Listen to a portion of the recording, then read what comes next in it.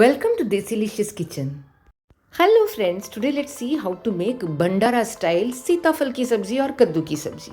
Heat oil, add fenugreek seeds or methi seeds, stir for a few seconds, add bay leaves, cumin seeds or jeera, peppercorn, cloves or lavang, red chillies, carom seeds or ajwain, some ginger and green chillies and stir for just a few seconds and add kaddu.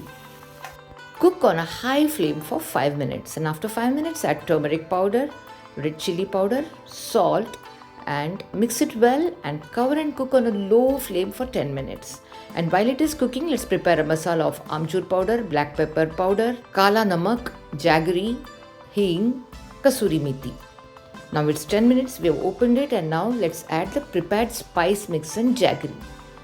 And mix it well and now cover and cook for 5 minutes on a low flame. That's it, done. Yummy sabzi is ready. Friends, if you haven't subscribed to this channel, do subscribe and press the bell icon to receive notifications.